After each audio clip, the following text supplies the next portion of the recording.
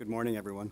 Thank you for inviting me here. I want to begin by acknowledging the deeply engaging and highly satisfying collaboration of our firm with Mark Huff.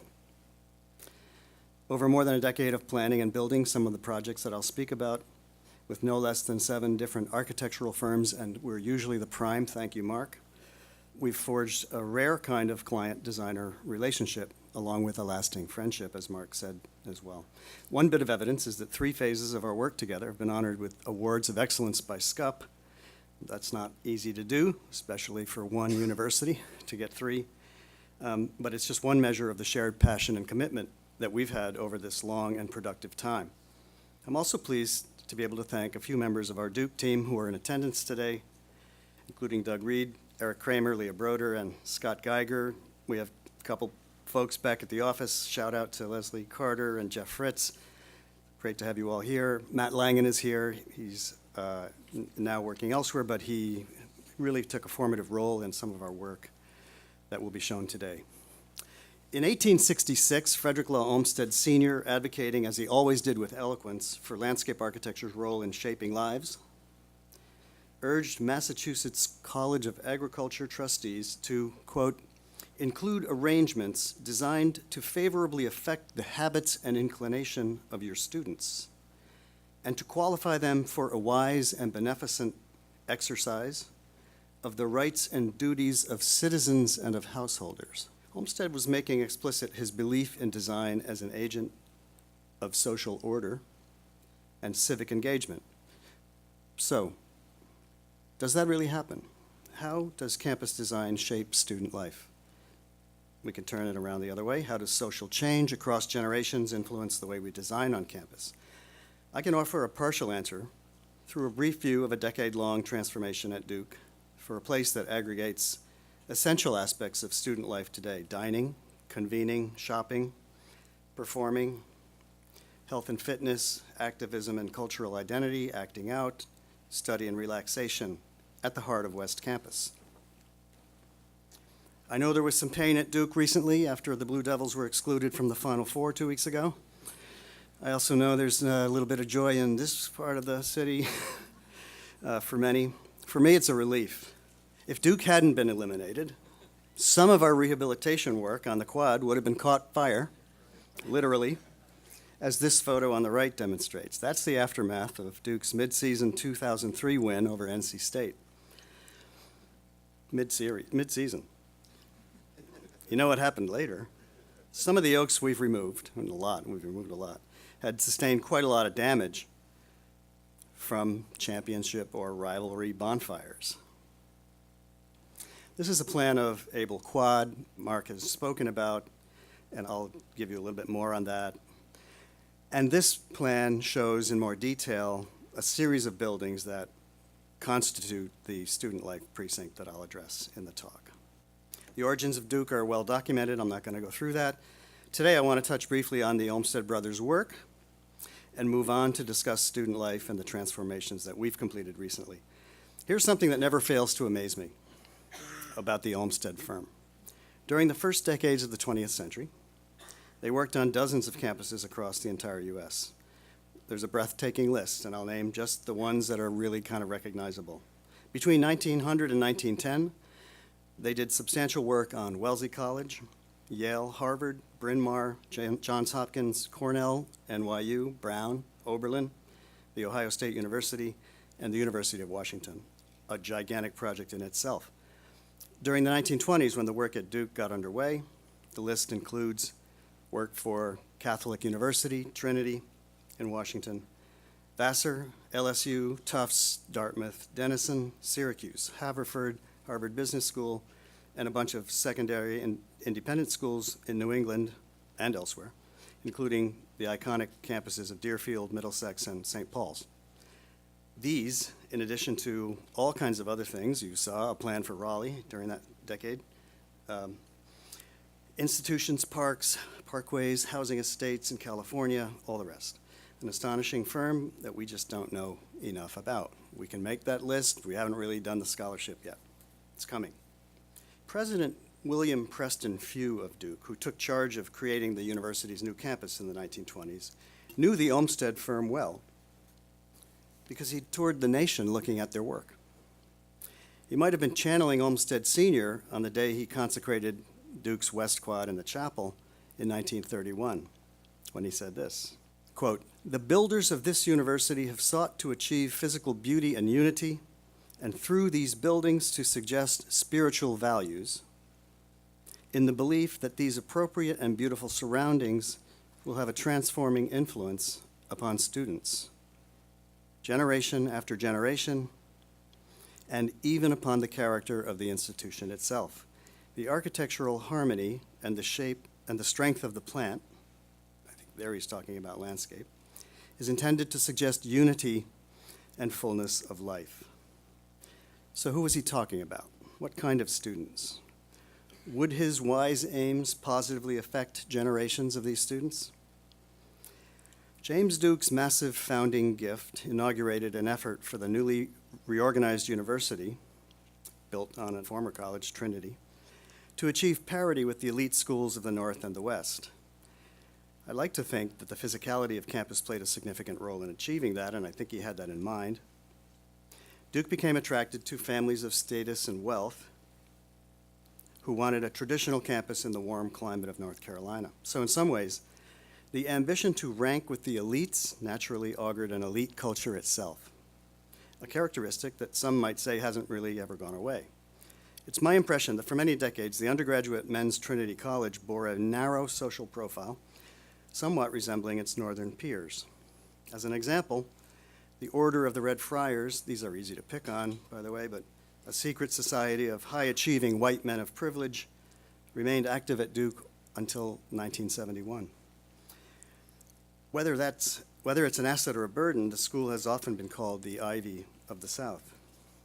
It's telling, therefore, that Julian Abel, the first African-American to achieve a degree in architecture from the University of Pennsylvania, was unable to see any of the 24 buildings he designed for Duke. Can you imagine that? Because Jim Crow laws made travel for him into the region difficult, if not impossible. There are rumors that he did come and see buildings. He couldn't let anyone know. So Duke University was something of a playground for well-heeled white men, with the convenience of a related women's college very close by. But this, of course, would change.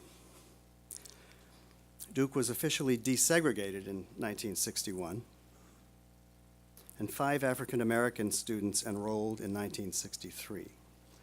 But for years, blacks at Duke sat in their own cheering sections at athletic events and faced other kinds of outright bias on campus. Kofi mentioned separate but equal. In 1968, Duke became fully co-ed, and the Women's College merged with Trinity in 1972. The Mary Lou Williams Center for Black Culture, a very vital force at Duke, opened in 1983, and in the same year, a concentration in women's studies began. Gradually, Duke's culture evolved towards greater diversity and inclusion. Still, as I've said, charges of elitism have been hard to evade. These days, that might be directly related to basketball, but Duke has also had its share of Title IX scandals. It enjoys a phenomenal academic reputation, and it's highly selective. A strong partying culture is widely known. And I've often thought that since West Campus sits more than a mile from town, a whole lot of extracurricular life gets acted out right on campus. Now, here I want to spend a few minutes going through some of the improvements, just to narrate that for you. These are Able Quad, kind of before and after, not in the same view, but I think you can see the trampled, somewhat degraded soil environment, just a difficult place to keep any order. And on the right, we have really truly reordered it from the utilities and the drainage to the soils and soil moisture environment, on up to the visual and spatial organization and the planting of a new generation of canopy. And this is Crown Commons, which I'll speak a little bit more about in a bit, next to the West Union, next to the theater and the Bryan Center and Penn Pavilion. This is the active part of campus. This is an early diagram where I think we figured out that this was deeply a sectional problem, but we were, in fact, working in the very, very buzzing heart of the circulation patterns on campus, that this was going to be the place where we could really do that, but very complicated three-dimensionally. When they sliced the top of a hill off and put buildings around the edge of it, It was beautiful on the inside, and it was a full story plus lower on the back, and that's where all the servicing happened. And so we spent time really trying to understand how to correct that, how to make those places. This is a diagram that I think helps you get that. So before fully clogged with service and a kind of narrow bridge over to the Bryan Center, right from West Quad, and today just a very visually active place with measures that meet and exceed Duke's goals for sustainability. It's an oversimplification to say that Duke's culture today is diverse and progressive. It is that. But today, rather than a few secret societies and the narrow social haven of a Greek system, in today's Title IX wary, digitally socialized culture, there are more than 700 student organizations on campus. At least 65 of these speak to cultural diversity or religious affiliation. 16 groups organize around politics and activism. So, unlike our collapsing binary government in Washington, Duke gives expression to many voices on the political and cultural front.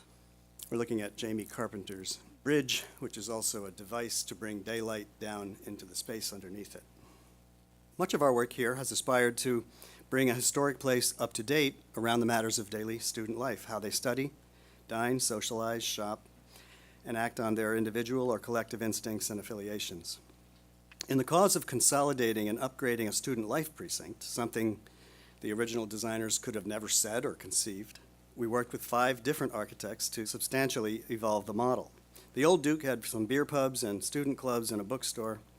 The renewed precinct more robustly supports the expression of diversity and cultural identity for students of every kind, with performance spaces, teamwork spaces, breakfast joints, farm-to-table lunch and dinner, enough craft beers to make a connoisseur happy. This is a changed narrative. This is really a different place now. It's not surprising that the most ardent and sustained input on the project, which is really a multi-year, multi-phase project, has come from those at the university who are responsible for student life, in governance, and a committee that included undergraduates as project advisors. So the Broadhead Center, which is the reconstituted West Union dining pavilion you can see there, Crown Commons, which is the space just outside and below the bridge and carrying forward to the front of the slide, or the lower portion of the slide, Penn Pavilion, which is just off screen, Page Auditorium, and the renovated Bryan Center revise the way students live and work on a campus that has evolved from ecclesiastical roots to a culture that promotes open discourse, diversity, inclusion, and empowerment. On the other side of the arch, just through the arch, the very memorable Able Quad, we're rebuilding drainage and soils, paving, lawns, furnishings, and the life support system that maintains and sustains the tree canopy. When we first undertook the West Quad study in 2010, elaborating Mark Huff's work of a few years before that, 34 of the original oaks planted by the Olmsted brothers remained. But we quickly affirmed what Mark already knew: a kind of colony collapse for the very thing that defined the character of the quad, the trees. That's what we were facing. Duke had been removing trees incrementally for decades because many of these oaks were structurally compromised. They were suffering from bad planting practices or procurement practices even a century ago, and they were succumbing to the host of stresses related to daily use of the quad itself. And we spent a lot of time seeing whether we could reprogram some of that stuff to other parts of campus. That sounds really good. It's pretty hard to do. Of the 34 originals remaining in 2010, we judged 9 of them to be threatened. Since then, they're all gone. Those have been removed and replaced. By the end of last year's phase of the quad renewal and the student life precinct, we planted 55 canopy trees and 126 sub-canopy trees. In the quad, we've generally held to the original locations and species of trees.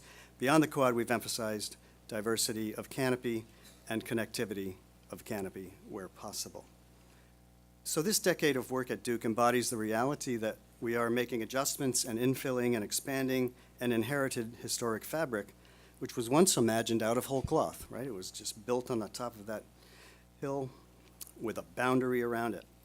Something intended to produce an indelible and nearly infallible picture that would help shape the lives of people in specific ways, as President Few had that aspiration.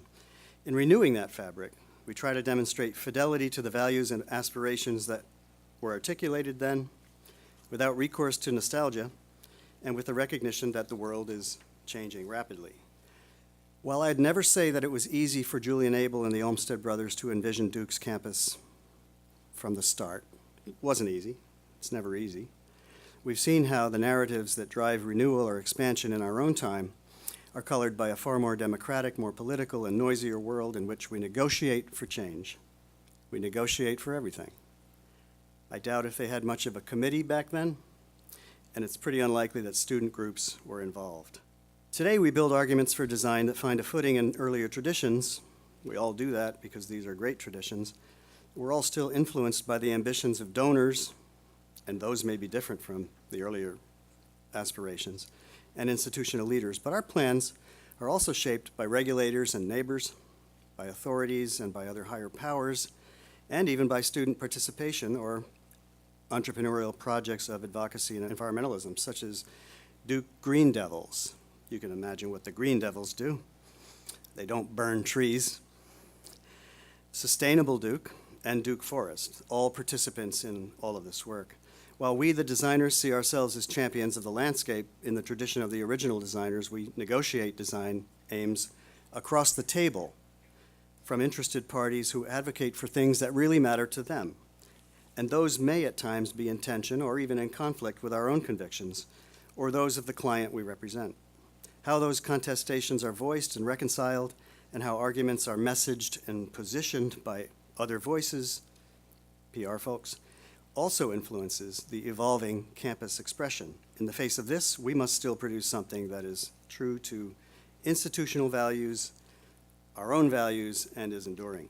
Finally, we can't ignore that the diverse and digitally socialized women and men in their early 20s who are the real clients here are a wholly different population than that which the men of Duke were grooming to be leaders in the 1920s and 30s. The generation of students we're designing for today, at least the ones that are attending the university where I teach, and I think it's true at Duke, are not satisfied with the traditional path to making a decent living and settling into a single-family house near good schools and services outside of Raleigh.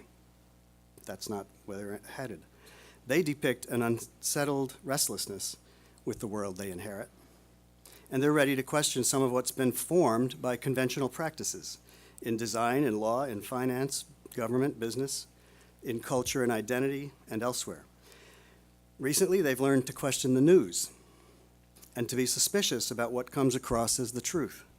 In this context, we find ourselves now at work building and rebuilding the negotiated campus, where many voices are heard and where the challenge for design is to give voice to plurality without sacrificing conviction or diluting intentions. Fortunately for us, this part is good. The arguments for increased tree cover have gotten stronger, much stronger, thanks to urban forestry, and devotion to well-canopied campus space enjoys even greater thrust today, really everywhere we work.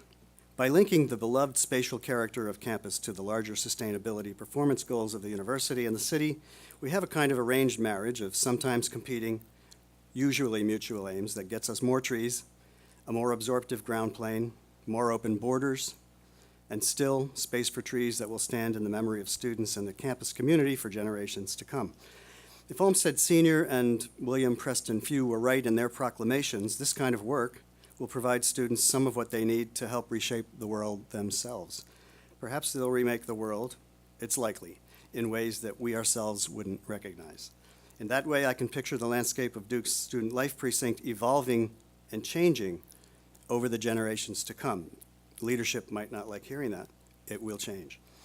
Time proves that no matter what we try to predict through design around habits of life, the technologies and economic forces that fuel our society will change. Cultural politics will continue to erupt and progress, or move backwards.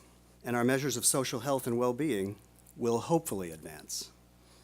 Blue devils and bonfires aside, I think the essential DNA of the Olmsted brothers' work on Abel Quad, with its grand willow oaks and lawns and ordered walks, is very special to Duke, even though you see it at UNC and you see it elsewhere. It's still very special to Duke, and it's enduring. And it will absorb and withstand lots of behavioral change.